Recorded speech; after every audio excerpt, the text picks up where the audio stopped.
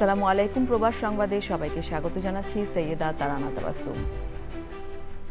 বিস্তারিত সংবাদের শুরুতেই জানিয়ে দিচ্ছি প্রবাস সংবাদ শিরোনাম। আদালতে এখনও নিজেকে ভেনেজুয়েলার প্রেসিডেন্ট দাবি করেছেন নিকোলা মাদুরো।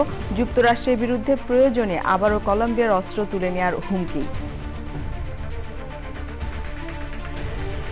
পোস্টাল ব্যালটে নিবন্ধন করেছেন 15,33,000 ভোটার।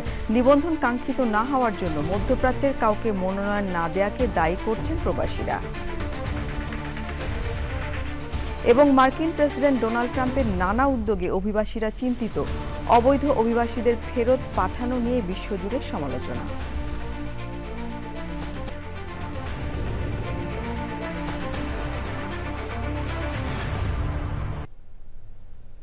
সংবাদ শিরোনামগুলো জানাচ্ছিলাম। এখনকার এই সংবাদ আয়োজন একই সঙ্গে চ্যানেল আইয়ের ইউটিউব চ্যানেল এবং চ্যানেল আইয়ের ওটিটি প্ল্যাটফর্ম আইস্ক্রিনে লাইভ স্ট্রিম হচ্ছে। এবারে পুরো সংবাদ। মার্কিন বাহিনীর অভিযানে আটক নিকোলা মাদুরো নিউ ইয়র্কের আদালতে নিজেকে এখনও ভেনেজুয়েলার প্রেসিডেন্ট দাবি করেছেন।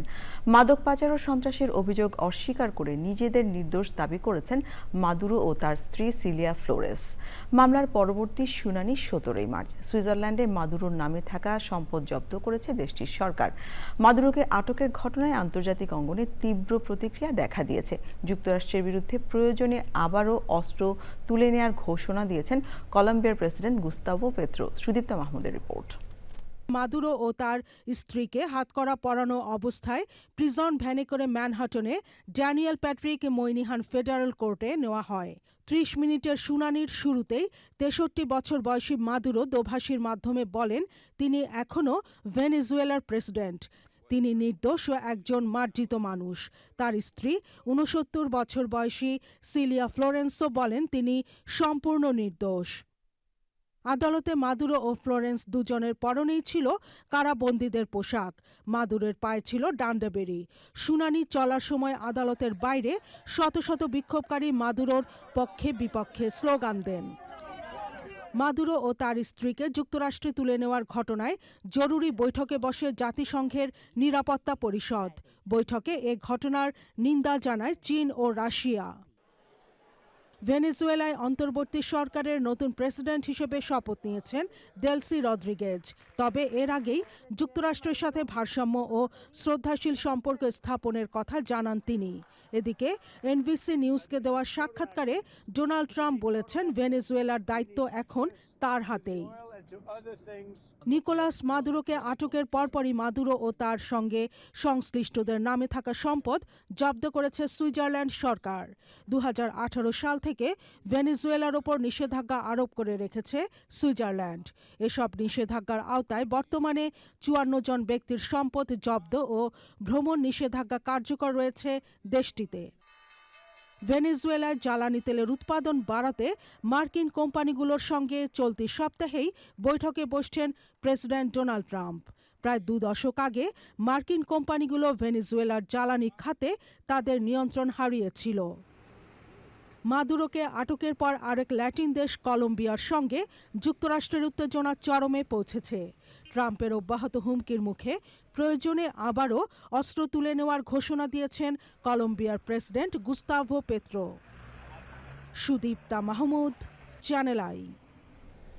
ত্রয়োদশ জাতীয় সংসদ নির্বাচন ও গণভোটের জন্য পোস্টাল ব্যালটে নিবন্ধন করেছেন 15,33,682 জন। সোমবার রাত 12টায় নিবন্ধনের সময় শেষ হয়েছে।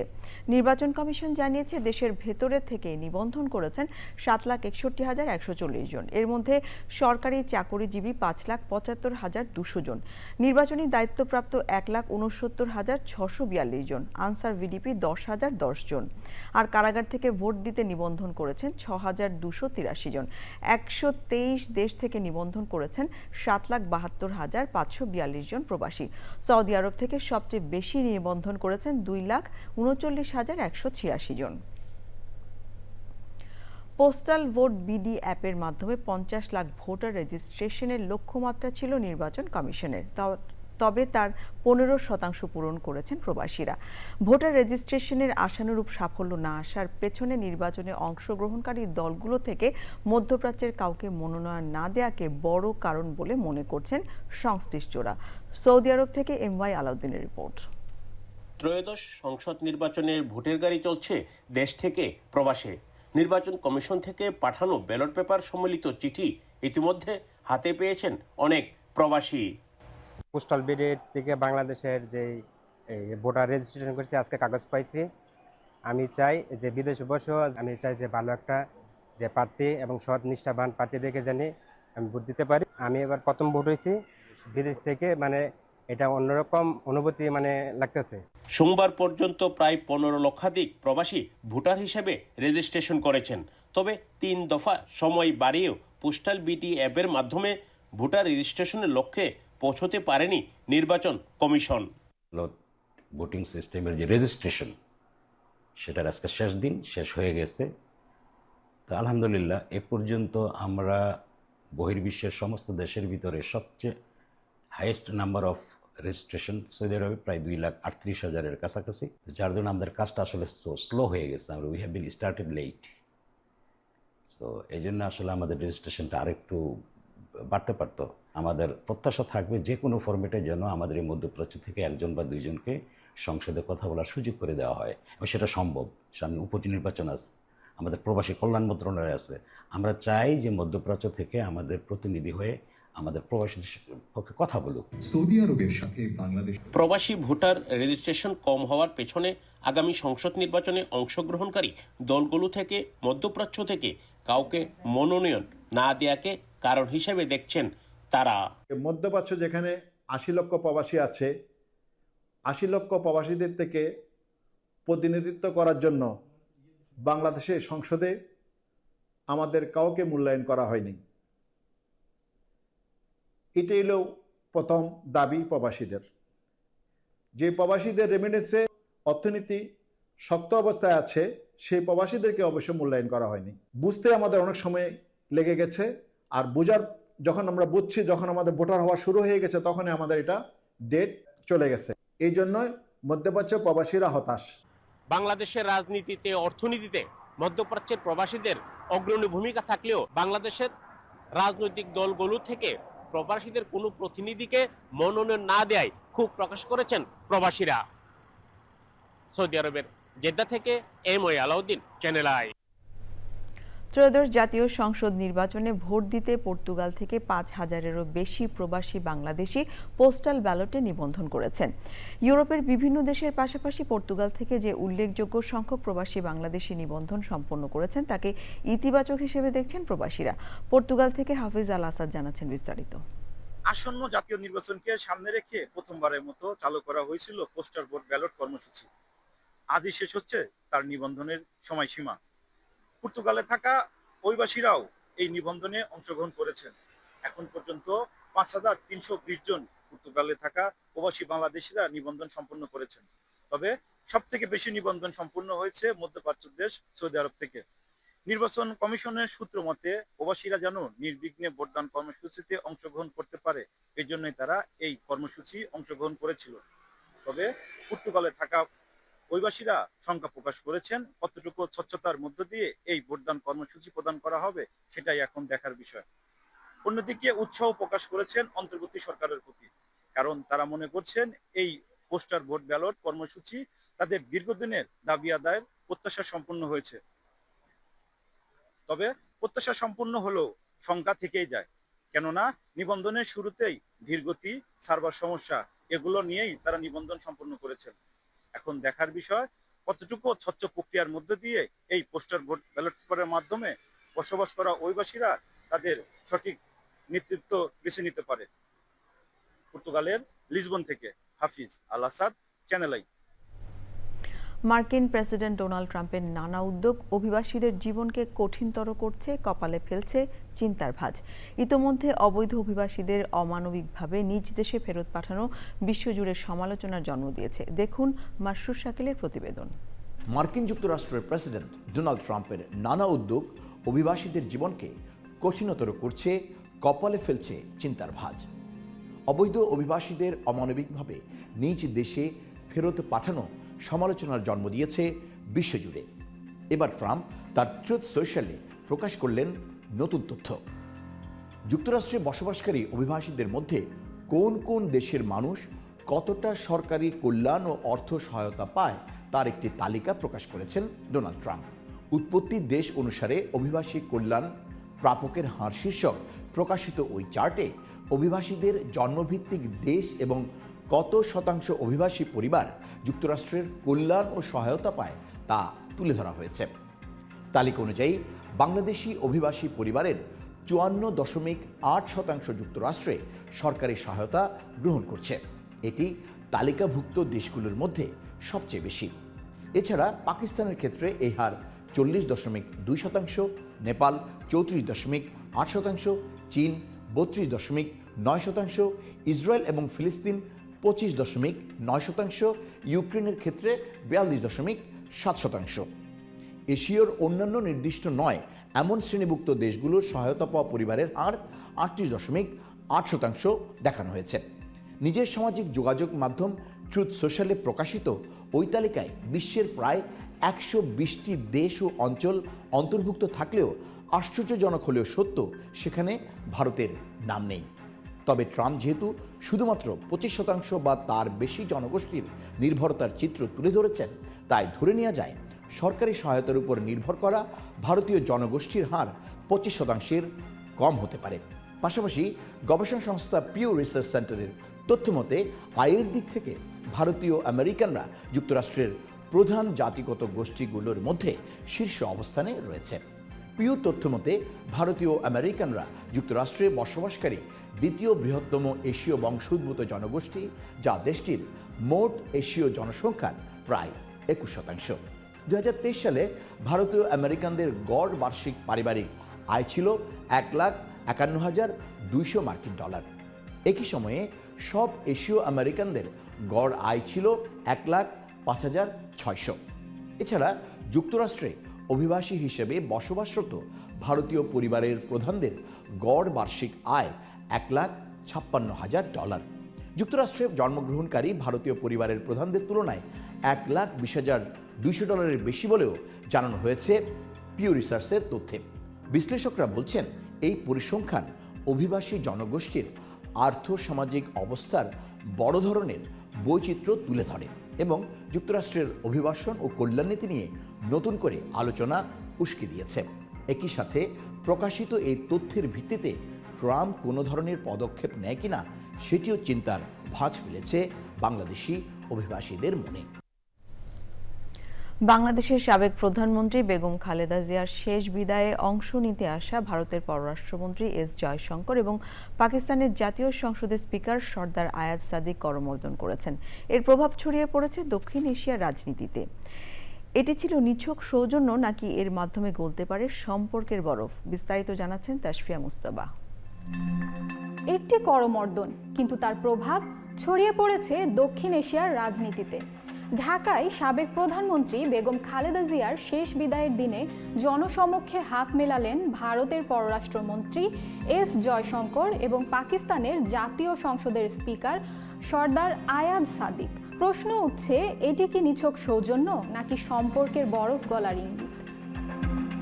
2025 সালের 31 ডিসেম্বর খালেদা জিয়াকে শেষ শ্রদ্ধা জানাতে ঢাকার জাতীয় সংসদ ভবনে উপস্থিত ছিলেন প্রায় 33টি দেশের প্রতিনিধি।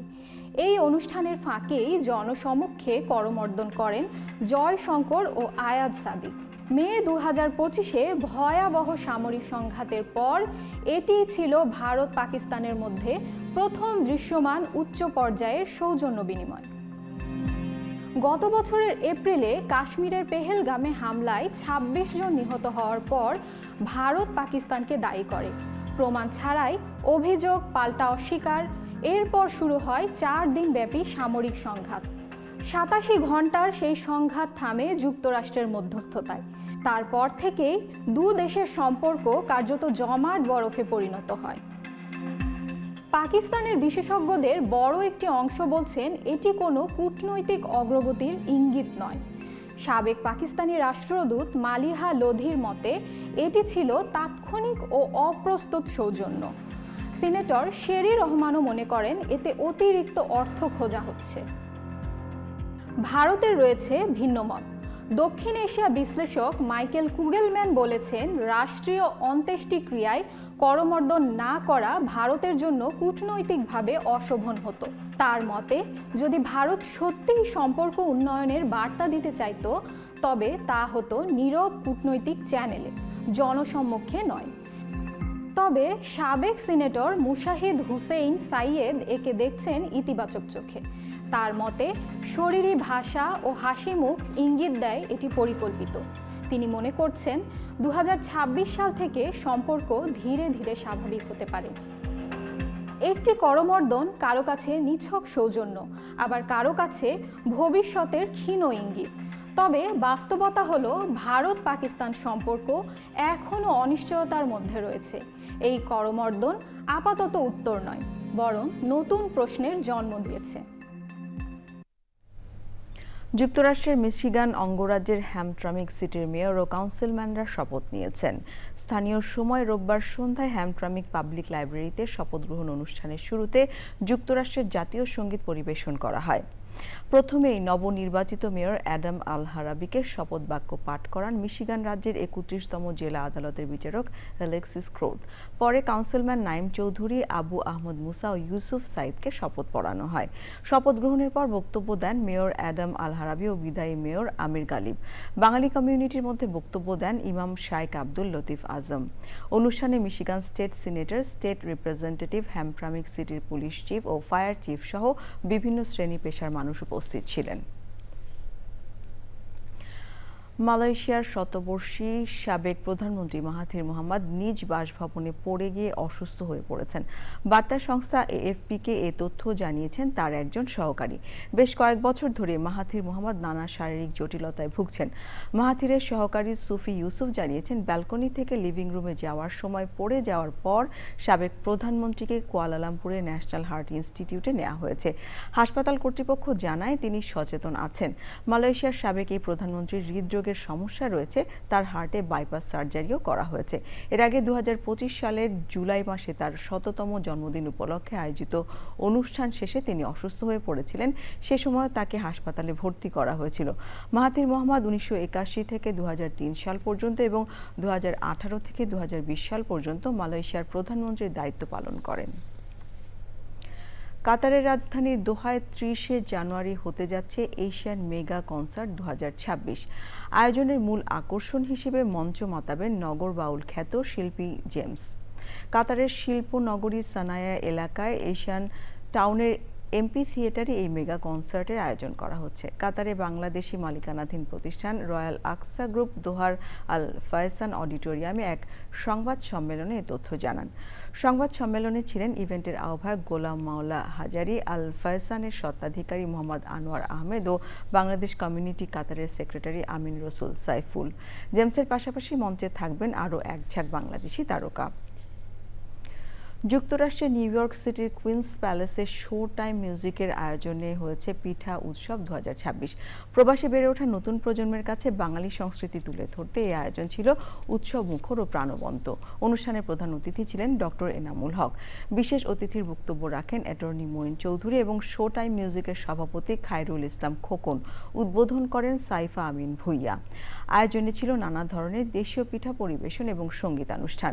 নিউ ইয়র্কে বসবাসরত প্রবাসী শিল্পীরা সঙ্গীত পরিবেশন করে অনুষ্ঠানে ভিন্নমাত্রা যোগ করেন। আয়োজকরা জানান, ভবিষ্যতেও এ ধরনের সাংস্কৃতিক আয়োজনের মাধ্যমে প্রবাসে বাংলার সংস্কৃতি ও ঐতিহ্য ধরে রাখার প্রচেষ্টা অব্যাহত থাকবে।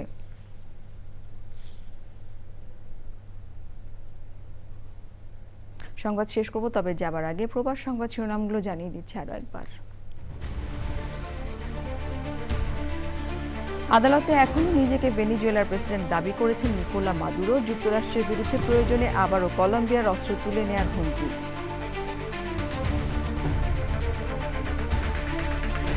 পোস্টাল ব্যালটে নিবন্ধন করেছেন 15,33,000 ভোটার। নিবন্ধন কাঙ্ক্ষিত না হওয়ার জন্য মধ্যপ্রাচ্যের কাউকে মনোনয়ন না দেয়াকে দায়ী করছেন প্রবাসীরা। এবং মার্কিন প্রেসিডেন্ট ডোনাল্ড ট্রাম্পের নানা উদ্যোগে অভিবাসীরা চিন্তিত, অবৈধ অভিবাসীদের ফেরত পাঠানো নিয়ে বিশ্বজুড়ে সমালোচনা।